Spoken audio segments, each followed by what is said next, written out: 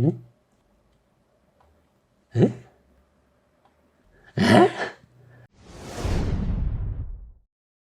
네, 안녕하세요. 운동한 데카스 닥터입니다. 자, 인터넷에 아침에 먹으면 좋은 음식, 나쁜 음식 이런 거 너무 많고 너무 틀린 내용이 많습니다. 틀린 내용이 많은 정도가 아니고 맞는 게 없는 정도입니다. 자, 왜 이렇게 잘못된 내용이 많냐? 애초에 아침에 먹으면 좋은 음식, 나쁜 음식 같은 게 없기 때문이에요. 자, 실제로 우리 펌메드에 아침 식사 검색하면 거의 다 아침 식사를 먹는 게 좋냐 안 좋냐 이런 내용이지, 아침 식사를 어떤 걸 먹었을 때 좋다 이런 내용은 거의 없습니다.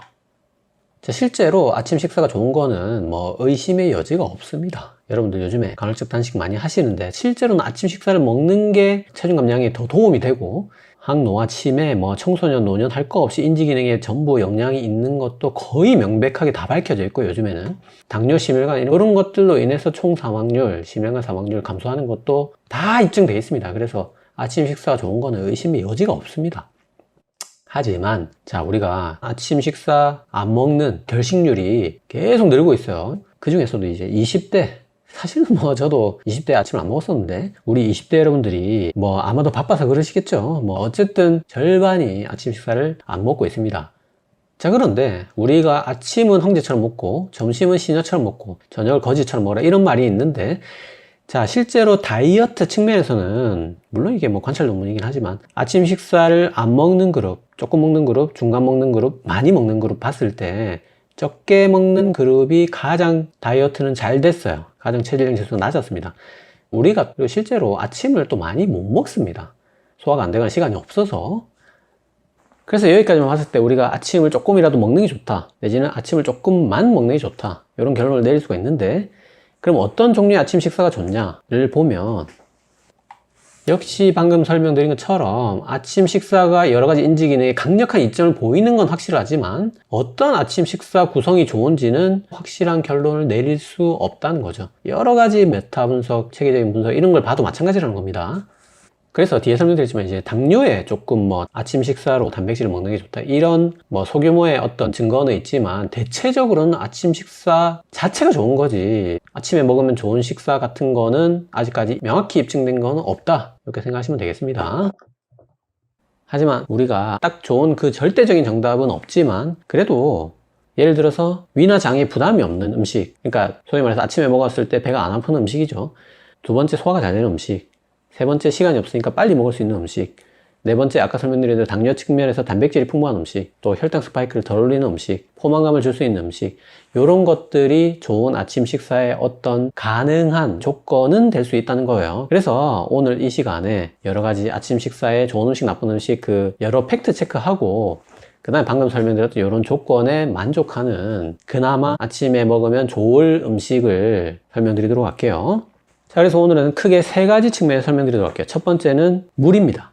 두 번째는 위나 장에 부담이 없는 음식. 세 번째는 특히 당뇨 측면에서 탄수화물, 지방, 단백질의 구성. 이렇게 세 가지 측면에서 설명을 드릴 거고, 첫 번째로 물부터 설명을 드릴게요. 자, 우리가 밤새 땀을 흘리고 나도 모르게 탈수가 되기 때문에 아침에 일어나서 물 마시는 것만큼 좋은 행위가 없습니다. 실제로 아침에 물을 먹는 것은 명백하게 좋은 행동입니다. 하지만 이 물에 관해서 굉장히 잘못된 면들이 많기 때문에 제가 또 세 가지 측면에서 팩트 체크 설명드릴게요. 그 첫 번째는 우리가 이런 말이 있어요. 아침에 일어나면 탈수가 되니까 피가 끈적해져서 심혈관 질환이 잘 생기니까 물을 마셔야 된다, 이런 말이 있습니다. 자, 요 말이 대부분 맞는 말이지만 요 피가 끈적해져서가 살짝 애매합니다. 요 말이 좀 애매해요. 자, 우리가 아침에 약간씩 탈수가 되는 게 수년간 반복되는 거를 이제 만성 탈수라고 정의를 할 수 있습니다. 이 만성 탈수가 혈액 점도를 증가시키는 건 맞아요. 요건 확실히 맞습니다. 그리고 혈액이 점도가 증가한 사람은 또 죽상 동맥경화가 잘 생기는 것도 맞아요. 요거에서 요거도 명백히 맞고 여기서 여기도 명백히 맞습니다. 근데 이게 참 애매한 게, 만성 탈수가 그러면 혈액 점도를 증가시켜서 죽상 동맥경화를 일으키냐, 이거는 좀 애매하다는 겁니다. 요거는 아닐 가능성이 좀 더 많다는 겁니다. 자, 무슨 말이냐면 이거를 일으키는 간은 그래도 아마도 맞을 거는 같아요. 하지만 그것도 확실한 건 아닙니다. 근데 그게 그러면 혈액 점도를 증가시켜서 이 기전을 통해서 이걸 늘리는 거냐, 그게 애매하다는 거예요. 자, 사실은 이제 만성 탈수가 심혈관 질환 위험을 일으키는 그 원리는 생각보다 굉장히 복잡합니다. 뭐 염증, 혈관 내피 기능 장애를 일으켜서 뭐 이런 여러 가지들이 이제 연구가 되고 있고, 이 중에서 혈액 정도가 영향을 미친다는 논문도 있고 점도와 관련이 없다는 논문도 있어요. 그래서 자, 정리하면은 이 여러 가지 기전 중에서 혈액 점도 증가가 기여를 하더라도 결정적이지 않거나 또는 전혀 기여를 안 할 가능성이 많다는 겁니다. 그러니까 쉽게 얘기해서 만성탈수가 심혈관 질환을 일으킨다 치더라도 그게 피가 끈적여서 그런 거는 아닐 가능성이 많다는 거예요. 자, 뭐가 상당히 복잡하죠. 하지만 우리 닥터니어 채널 시청자 여러분들이라면 요 정도 수준 가뿐하게 이해하실 거라고 믿습니다. 다른 친구들한테 가서 야, 어제 닥터니어 채널 봤는데 아침에 일어나면 그게 꼭 피가 끈적끈적해져서 심혈관 질환이 일어난 건 또 아니래. 이렇게 설명하면 역시 닥터니어 채널 본 사람답네, 이렇게 되는 거죠. 자, 물 팩트 체크 두 번째. 밤새 입안에 세균이 바글바글 번식해 있기 때문에 아침에 물 마실 때는 그 전에 가글을 하고 마셔라, 이런 말이 있습니다. 자, 우리가 실제로 아침에 구강세균이 최대치로 늘어나는 건 맞습니다. 맞지만 원래 사람은, 저도 마찬가지고 시청자 여러분도 마찬가지고, 누구나 입에, 지금 제 입에도 700여 종의 세균이 무려 평균 100억 마리가 상재해 있습니다. 지금도 있습니다. 그래서 뭐 평균 100억이면 이게 한 뭐 120억쯤 되겠죠. 밤새 늘어나서 아침에 제일 많은 건 맞아요. 맞는데 이게 우리가 양치를 하건 가글을 하건 0으로 떨어지는 게 아닙니다. 식사하고 양치를 하면 우리가 세균량이 쭉 내려갑니다. 자, 이 내려가는 것도 생각보다 우리가 먹어서 세균이 제거되는 면이 큽니다. 물론 이게 이 내려간 게 삼켜서 없어진 거는 얼마고 뭐 양치해서 없어진 건 얼마인지 그 비율이나 이런 거는 구체적으로 알지는 못하지만 그것도 사람마다 다르겠죠. 뭐 양치를 또 얼마나 잘 하는가에 따라 다르겠지만 어쨌든 그렇게 먹어서 없애는 면이 상당히 기여를 한다는 거죠. 그러니까 요때 세균 먹을까 봐 겁난다. 그러면 요때는 물을 안 마실까요? 요때도 물 마시죠. 요때도 마시죠. 요때도 마시죠. 우리는 항상 입에 세균이 가득 찬 상태에서 물을 마시고 있습니다. 그래서 우리가 아침에 일어나서 세균이 바글바글한 상태에서 물을 마셔도 되고, 그 이유가 방금 설명드린 대로 계속 항상 원래 우리는 삼키고 있고요. 그 삼키고 있는 게 우리가 먹어서 없어진 거랑 양치해서 없어진 게 합쳐져서 지금 요만큼 내려간 거잖아요. 그러면 여기서 먹어서 없어진 그 비율이 그렇게 많지 않고, 그러니까 우리가 세균을 먹고 있는 그 양이 생각보다 많지 않고, 그리고 그 먹은 세균도 우리가 입안에서 무조건 나쁜 세균만 자라는 게 아니라 유익균, 유해균이 생태계를 이루고 있습니다. 여기서 먹이사슬을 이루고 있기 때문에 위로 내려갔을 때 그렇게 심각한 세균이 없을 가능성이 많고, 거기에 그 윗속으로 음식과 함께 빨려 들어간 세균들은 99.99% 위산에 의해서 다 제거가 됩니다. 뭐 위안에 헬리코박터 정도만 이제 살아남고 대부분 다 제거가 되기 때문에 우리가 멀쩡하게 세균 감염이나 뭐 폐혈증에 안 걸리고 잘 살아 있는 겁니다. 원래 입안에 세균이 바글바글한 게 정상이에요. 자, 그러면 양치는 왜 하냐? 그렇게 세균도 제거 못하는 거. 자, 우리가 양치를 꼼꼼하게 아주 잘하면 심지어 구강세균의 90%까지는 제거를 할 수 있다고 합니다. 쉽게 얘기해서 한 10억 마리 정도로 주는 거죠. 근데 뭡니까? 그 10억 마리는 작냐 이거예요. 그리고 곧바로 반등하죠. 결국은 이게 일시적이라는 게 문제입니다. 금방 회복이 되기 때문에 우리가 양치를 하는 그 이유 내지는 목표가 입안의 세균을 완벽하게 제거하는 게 아니고, 그렇게 되지도 않을 뿐더러 그 세균이 먹이가 되는 음식, 그 중에서 특히 당분을 제거하는 것과 그리고 세균의 덩어리인 그 치태를 제거하는 게 사실상 실질적인 목표라는 거예요. 자, 그럼 가글은 어떠냐? 자, 가글은 시중에서 파는 리스랜드 그렇고 병원에서 처방받는 심지어 살균 효과가 매우 강한 가글 같은 경우는 거의 뭐 99% 이상, 뭐 99.9%까지 제거합니다. 자, 그럼 뭡니까? 자, 1억 마리까지 떨어지는 거죠. 자, 마찬가지죠. 1억 마리도 작은 수가 아니고 그거 역시 일시적이고 바로 다시 반등한다는 겁니다. 그리고 가글은 또 여러 가지 장단점이 있습니다. 그래서 뭐 유익균이 제거된다든지 그런 마냥 좋지만은 않은 면도 있습니다. 물론 그렇다고 해서 제가 이 시간에 가글이 나쁘다는 얘기는 아닙니다. 가글은 분명히 구강관리 측면에서 도움이 되는 행위는 맞아요. 하지만 그걸 가지고 구강세균을 뿌리 뽑겠다는 생각이 잘못된 거라는 거예요. 그렇게 되지도 않을 뿐더러 그렇게 쓰는 가글이 아니라는 겁니다. 그래서 아침에 일어나서 물로 헹구지 않고 또는 손각을 하지 않고 그냥 바로 다이렉트로 물부터 마셔도 됩니다. 그 실제로 우리 대한치과의사협회에서는 이런 것들이 불안할 때는 양치를 5번 하라고 되어 있습니다. 아침에 일어나자마자 아침 식사하고 나서, 점심 식사하고 나서, 저녁 식사하고 나서, 그 다음에 자기 전에 이렇게 5번 하라고 되어 있는데, 하지만 아침 식사 전과 아침 식사 후에 양치를 우리가 둘 중에서 반드시 하나만 해야 된다. 어쩔 수 없이 하나만 선택하라고 한다면 그거는 반드시 아침 식사 후가 맞습니다. 아침 식사 전에 양치하는 거는 선택사항이지만 아침 식사 후에는 반드시 양치를 하셔야 된다는 거예요. 자, 아침에 물 팩트체크 세 번째, 바로 물의 온도입니다. 자, 우리가 찬물 마시지 말고 미지근한 물을 마시라고 뭐 누구나 권하는데 실제로 찬물에 약간의 이점이 있다고 합니다. 찬물 한 잔을 마실 때마다 8칼로리가 소모된다고 합니다. 그래서 아주 약간의 열량 소모가 그런 이점이 실제로 있기는 하지만 뭐 그래도 아침에 찬물을 마시고 싶어 하는 가장 큰 이유는 그 상쾌한 느낌 때문일 거거든요. 근데 문제는 뭐냐면 이제 찬물을 절대 마시면 안 되는 그룹이 있습니다. 그게 이제 부정맥, 편두통, 치아시림, 천식, 그 다음에 뇌동맥류나 협심증 같은 심혈관 질환을 이미 가지고 있는 경우, 요런 5그룹은 뭐 아침 공복이 아니라 원래 평소에도 낮에도 찬물이 해롭습니다. 병을 악화시킬 수 있습니다. 그래서 이분들은 뭐 낮이건 아침이건 가급적이면 미지근한 물을 마셔야 되고, 그래서 미지근한 물 드세요 했을 때 문제가 생길 여지가 전혀 없기 때문에 그래서 의사들이 미지근한 물 먹으라고 권유를 하는 건데, 사실은 저는 뭐 아직 이런 질병들도 없기도 하고 또 워낙 아침에 일어나는 게 힘들어서 찬물 마십니다. 그냥 뭐 나중에 뭐 질병이 생기면 저도 미지근한 물을 마셔야 될 수도 있겠지만. 자, 그리고 음량탕이라는 게 있어요. 물컵에 뜨거운 물 붓고 찬물을 그 다음에 부으면 뭐 대류가 일어나서 그걸 우리가 먹으면 혈액순환과 기회순환을 돕는다, 이게 음량탕이라고 합니다. 근데 당연히 컵에 찬물 뜨거운 물 부으면 섞이죠. 당연히 섞입니다. 100번 양보해서 빨리 섞이기 전에 잠깐 대류가 일어나고 있다고 칩시다. 근데 그거를 우리가 입안에 넣으면 이게 입에 쏟아지면서 당연히 입안에서는 뭐 100% 섞인다고 생각합니다. 만약에 거기서 1000번, 10,000번 양보해서 입안에서 극적으로 그게 분리돼 가지고 대류하고 있다고 칩시다. 근데 그거를 삼키면 위안에서 당연히 1000%, 10,000% 섞입니다, 여러분. 차라리 뜨거운 물 마시고 얼음물 마시고 또 뜨거운 물 마시고 얼음 마시고 이걸 번갈아 하면 뭐 혈액순환과 기회순환을 돕는다, 이렇게 말했으면 제가 진짜 그런가? 잠깐 생각이라도 해볼 수 있을 것 같아요. 근데 그걸 컵 안에 섞어 가지고 마시면 그건 아무리 생각해도 그냥 미지근한 물입니다. 자, 그래서 아침 식사에 좋은 음식 3가지 중에 물에 이어서 두 번째, 위장에 부담이 적은 음식 설명드릴게요. 자, 우리가 아침 먹고 배 아픈 분들이 있습니다. 그게 이제 식사가 위나 장에 부담을 줄 수 있기 때문이거든요. 그 다음에 우리가 큰일, 대변을 하루 중에 거의 주로 아침에 봅니다. 그래서 이 위나 장에 부담이 적은 또는 변비나 설사를 해결할 수 있는 음식들이 좋은 아침 식사라고 할 수 있습니다.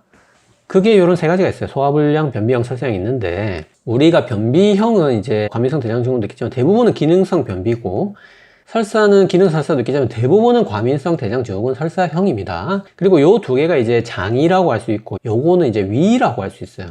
그게 뭐냐, 이제 기능성 소화불량이라고 합니다. 그래서 변비 또는 설사를 가지고 있는 분이 또 소화불량도 가지고 있을 수 있어요. 그래서 요 3가지를 하나씩 보도록 할게요. 먼저 변비부터 보시면 우리가 변비에 좋은 음식 이런 게 있고 이제 안 좋은 음식 이런 것들이 있습니다. 물론 이게 개인차가 다 있기 때문에 이런 걸 먹고 변비가 해결되는 분 또는 이런 걸 먹고 변비가 유발되는 분들은 이제 요 음식에 맞춰서 특별히 먹어야 된다는 거죠. 그래서 우리가 뭐 유산균 하면 요거트만 생각하시는 분들이 많지만 청국장, 나토, 심지어 김치에도 유산균이 풍부합니다. 물론 이제 아침에 위에 부담이 있을 수 있으니까 김치는 백김치로 드시는 게 좋겠죠. 그 다음에 아까 말씀드렸던 물도 아침에 물 먹는 게 물론 이제 만성 탈수를 해결하는 면도 있지만 사실 장에 자극을 줘서 변비를 해결할 수 있는 면도 크거든요. 그래서 아침에 물 마시는 게 변비 입장에서도 굉장히 좋은 행위라고 할 수 있고요. 그리고 또 아침에 변비가 정말 심하신 분들은 아예 뭐 차전자피 가루나 고아건 가루를 직접 또 먹어볼 수도 있습니다. 그 다음에 커피가 여러분 변비에 안 좋습니다. 요거 지난 변비에 좋은 음식 나쁜 음식 제 영상 참조해 주시면 되는데, 아침에 믹스커피 한 잔 마시고 직방으로 신어와서 변비 해결하시는 분들이 굉장히 많습니다. 근데 실제적으로 그게 이제 기능 설사를 일으켜서 변비를 일시적으로 해결하는 거지 변비가 해결된 건 아닌 거라고 제가 설명드린 바가 있어요. 실제로 원리적으로는, 의학적으로는 변비에 나쁜 음식이 맞거든요. 그래서 가급적이면 아침에 커피를 통해서 변비를 해결하려고 하는 거는 의사로서 추천할 만한 식습관은 아니라는 거. 그리고 인스턴트 음식, 기름진 음식이 변비에 좋지 않기 때문에 아침에 이제 땡모닝이 이제 요 2개에 공통적으로 해당되는 거죠. 이런 걸로 아침을 해결하는 거는 그렇게 좋은 방법은 아닙니다. 변비 입장에서. 그래서 요런 것들을 이제 예를 들면 보면 뭐 키위 통밀빵 샌드위치에 사과를 썰어 넣은 요거트, 이런 거 너무 변비에 좋은 아침 식사겠죠. 또는 뭐 한식으로 먹자면 이제 콩밥에 미역국 그리고 나토랑 여러 가지 나물, 이렇게 한식으로 아침에 먹으면 소화도 잘 되고 변비에도 굉장히 좋은 아침 식사라고 할 수 있습니다. 자, 그럼 설사는 아까 말씀드린 대로 과민성 대장증후군이 대부분이기 때문에 과민성 대장증후군의 나쁜 음식을 우리가 바로 포드맵이라고 합니다. 포드맵이 많은 음식, 적은 음식을, 요거는 이제 서울 삼성병원, 요거는 서울대병원에서 이렇게 자료를 낸 게 있습니다. 요 중에서 우리가 아침에 많이 먹는 음식을 제가 추려보면 쉽게 얘기하면 설사에 좋은 음식이 요거고 나쁜 음식은 요런 거라고 할 수 있어요. 근데 여기서 우리가 양배추를 아침에 좋은 음식이라고 굉장히 많은 영상에서 권유를 하는데 사실은 이게 포도뱀이 많아서 설사하시는 분들은 굉장히 좋지 않습니다. 그래서 뭐 이게 익혀 먹으면 좀 낫다고는 하지만 이거 먹고 설사하시는 분들은 우리가 설사를 해가면서까지 얻을 이점이 많지 않거든요. 그렇게까지 먹을 음식은 아니라는 거예요. 그래서 양배추 먹고 설사하시는 분들은 아침에 절대 넣지 마시고요. 그 다음에 또 아침에 우리가 ABC 주스 많이 갈아서 드시는데 A, 사과, 비트, C, 당근 이렇게 세 가지 중에 무려 두 가지가 포도뱀이 많은 음식입니다. 그래서 설사에 굉장히 좋지 않습니다. 실제로 저도 ABC 주스 한번 아침에 만들어 먹었다가 완전히 폭풍 설사를 한 적이 있거든요. 그래서 그 대용품으로 바나나, 특히 이제 저항전물이 적은 익은 바나나와 그 다음에 그 다음에 유당 제거 우유 또는 뭐 아몬드 우유, 이렇게 세 가지를 갈아서 먹는 거를 추천드립니다. 그거는 이제 맛도 좋고 굉장히 위나 장에 부담이 적은 조합이라고 할 수 있어요. 그래서 이제 아침에 무조건 설사하시는 분들을 위해서 좋은 조합을 만들어 보자면 이제 토마토, 아보카도, 달걀, 뭐 흰빵 샌드위치. 우리가 뭐 제가 지난 시간에 설명드렸지만 통밀빵이 좋긴 하지만 뭐 설사를 아침에 줄줄 해가면서까지 꼭 통밀빵을 먹을 필요 없습니다. 흰빵도 당뇨가 없고 내지는 그 양만 정확하게 지켜주신다면, 그리고 거꾸로 식사법이나 샌드위치 형태로 드신다면 그렇게 뭐 죽어도 못 먹을 음식은 아니거든요. 그래서 설사를 줄줄 하시는 분은 토마토, 아보카도, 달걀, 흰빵 샌드위치 만들어 드셔도 됩니다. 그 다음에 뭐 한식으로 먹자면 뭐 쌀밥에 두부, 여러 가지 나물, 그 다음에 뭐 단호박 조림에 오이하고 그 다음에 뭐 삶은 달걀 하나, 뭐 이렇게 먹어볼 수 있겠죠. 또는 이제 간단히 먹고 싶다면은 자, 유당 제거 요거트에 귀리도 우리가 시중에 나오는 설탕 들어있는 시리얼 말고 그 통길이 있습니다. 그 오트밀을 유당 제거 요거트에 넣고 익은 바나나 썰어 넣고 견과류 넣고 하면 간단한 이제 설사하는 사람용 아침 식사가 될 수 있겠습니다. 자, 세 번째 이제 소화불량인데, 소화불량은 우리가 위를 말하는 겁니다. 이거는 장이 아닙니다. 그래서 아침에 먹으면 배 아픈 거를 소화불량이라고 생각하는 경우가 많은데, 사실 아침 식사를 하면 배가 아픈 경우에 거의 대부분은 위가 아니라 장 때문입니다. 즉 과민성 대장증후군 때문이거든요. 그래서 이거를 위 통증을 장 통증이랑 구분 못하는 경우가 많습니다. 그래서 정확한 위 통증은 뭐냐면 굉장히 배고플 때 있잖아요. 너무 배가 고프면 그게 배가 아플 때가 있잖아요. 심지어 그런 어떤 공복감 형태의 통증, 그게 바로 위 통증입니다. 그래서 아침만 먹으면 그런 공복감 형태의 위 통증이 생기거나 무조건 체한다, 요거를 바로 소화불량이라 하는 거거든요. 그래서 그런 소화불량이 있는 분들은 어떤 음식이 좋은가? 자, 요런 음식이 좋습니다. 그래서 아침에 이런 걸 위주로 드시고 요런 거는 피하는 게 좋아요. 근데 여기서 또 커피가 나옵니다.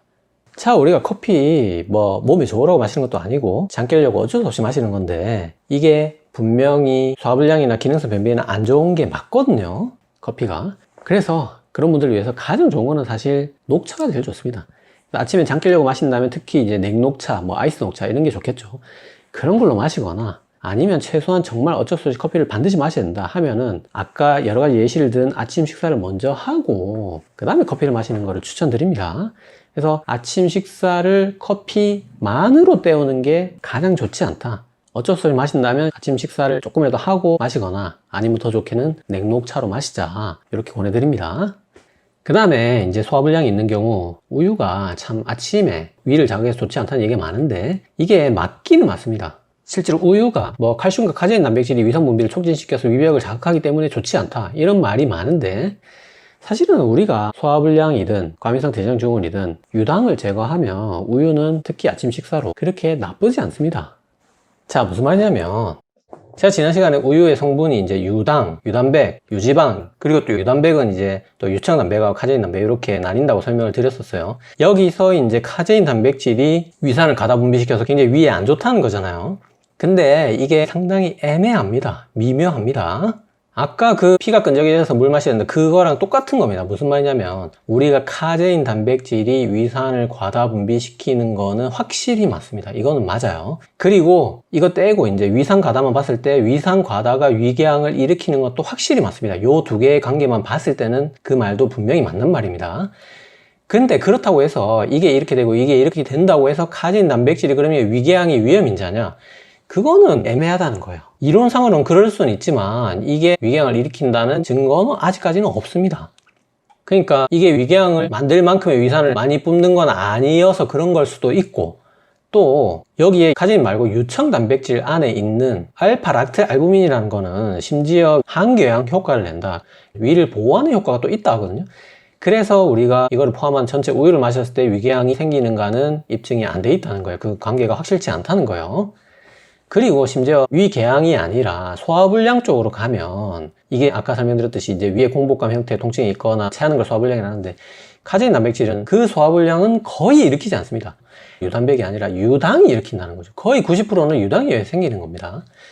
그래서 우리가 유당 제거 우유, 락토프리 우유를 마시면 이 소화불량과는 웬만한 관련이 없다는 거죠.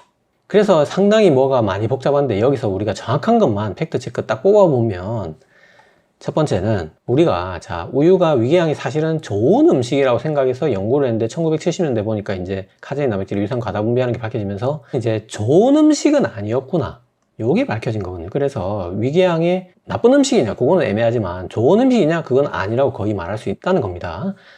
자, 두 번째, 우리가 우유를 먹고 만약에 위궤양이 생겼다면 그 위궤양은 대부분 우유 때문은 아닐 가능성이 많습니다. 보통 위궤양은 세 가지, 헬리코박터, 흡연, 그 다음에 진통제거든요. 그래서 그 세 가지가 있어서, 아니면 어쨌든 위궤양이 생길 원인이 있을 때 우유를 먹고 위궤양이 진행하거나 악화될 수는 있겠지만 우유 때문에 우리가 위궤양이 생겼다, 그렇게 말하기는 어렵다는 거예요. 자, 세 번째, 우유를 먹고 생긴 소화불량은 99%는 유당 때문입니다. 요거 설명드렸고요.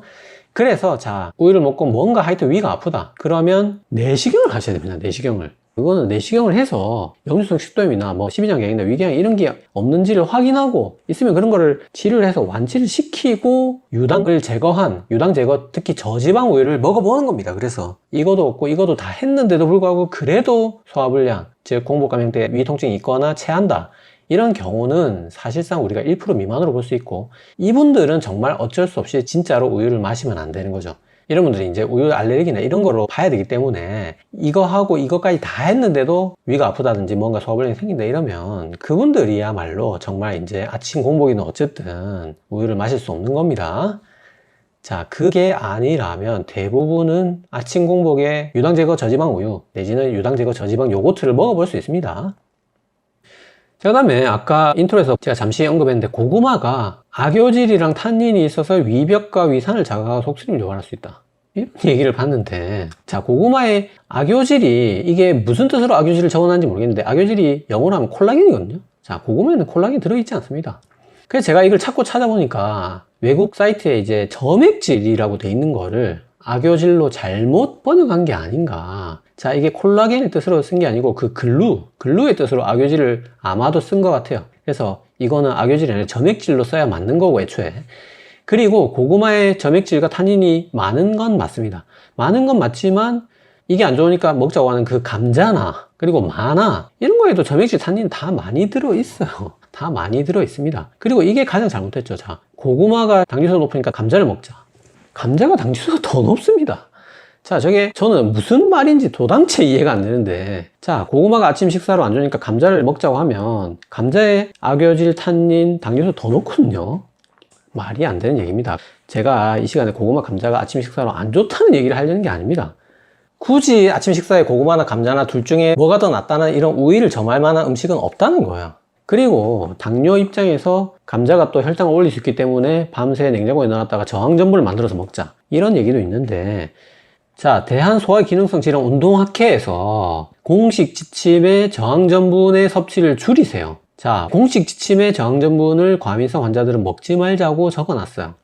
그래서 뭐 당뇨가 있고 과민성 대장증후군 전혀 없다 이러면 뭐 한번 고려해 볼 수 있겠지만, 과민성 대장증후 환자들이라면 굳이 저항전분을 만들어서 먹는 일은 지양해야 되고, 특히 당뇨가 없는 분들이라면 더더욱 그런 일은 하시면 안 됩니다. 그래서 아침 식사 위와 장에 좋은 음식 알아봤고, 마지막으로 특히 당뇨 입장에서 탄수화물, 단백질, 지방의 구성에 대해서 설명드리도록 할게요. 자, 꿀물이 아침에 좋다는 얘기가 또 있습니다. 이 정말 진짜 동의하기 어렵습니다. 자, 꿀이라는 게 결국 뭐 80%는 설탕이거든요. 그나마 이제 꿀은 천연의 설탕, 설탕도 어차피 천연에서 얻은 거기 때문에 그냥 꿀은 80% 설탕이라는 거거든요. 그래서 당뇨가 없고 정말 뭐 진짜 전혀 당 관리에 문제가 없는 분이 아침에 저혈당이 생겼다든지, 아니면 어제 뭐 과음을 해가지고 아침에 숙취가 너무 심하다든지, 이럴 때 가끔 뭐 꿀물을 먹는 정도는 제가 이해를 하겠지만, 그런 경우를 제외한다면 전반적으로 아침에 꿀물을 식사 대용으로 섭취하는 것은 의사로서 전혀 권하지 않습니다. 그냥 탄수화물은 꿀물을 먹을 정도라면 뭐 쌀밥 이런 거 다 됩니다. 그보다 더 좋은 거는 이제 당뇨 측면에서 뭐 여러 가지 통곡물, 현미밥, 콩밥, 잡곡밥, 뭐 통밀빵, 뭐 오트밀 기리 이런 거 먹으면 되거든요, 탄수화물로. 특히 이 중에서 통밀빵은 지난 시간에 제가 설명드린 것처럼 가급적이면 사는 것보다는 만들어서 먹는 게 당뇨 입장에서 훨씬 더 좋고요.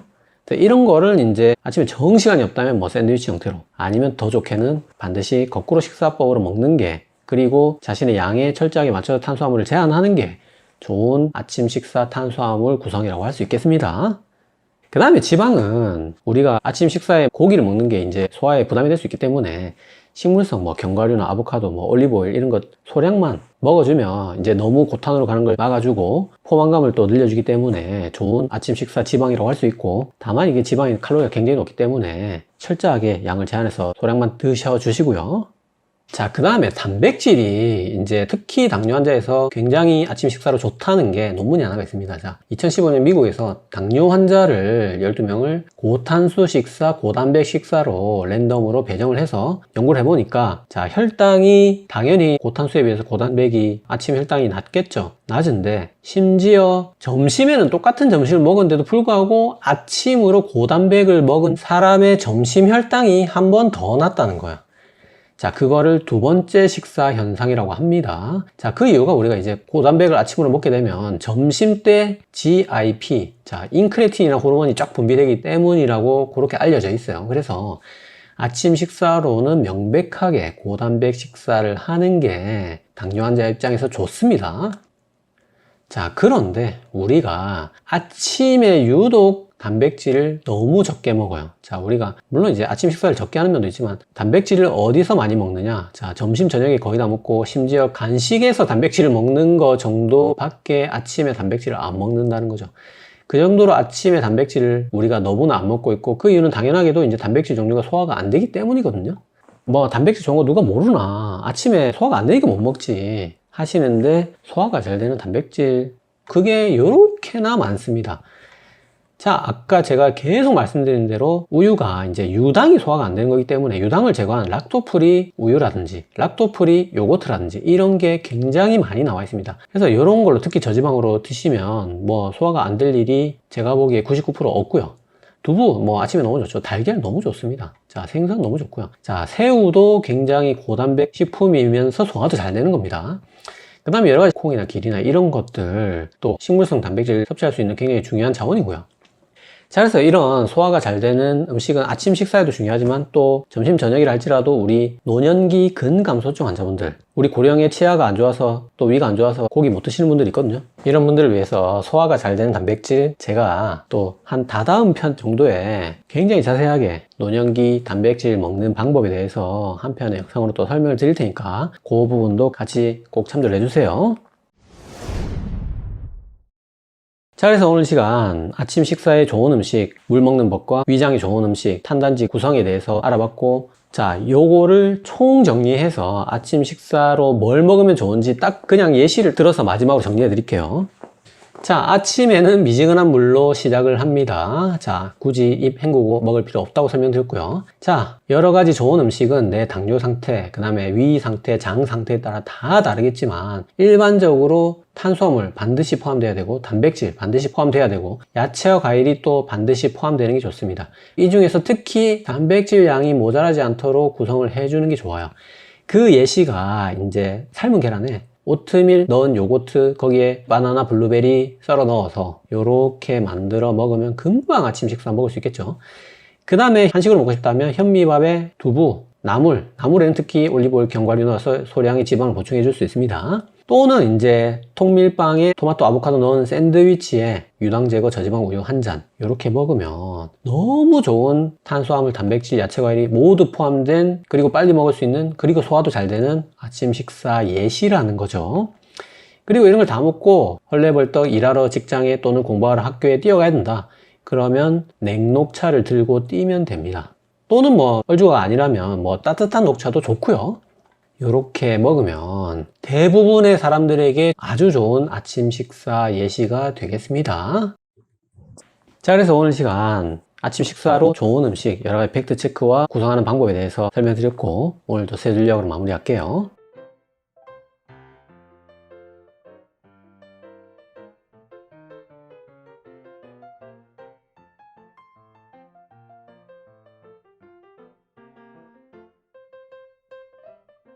자, 오늘 영상 도움이 되셨나요? 도움이 되셨다면 구독은 여기, 관련 영상은 여기 봐주세요.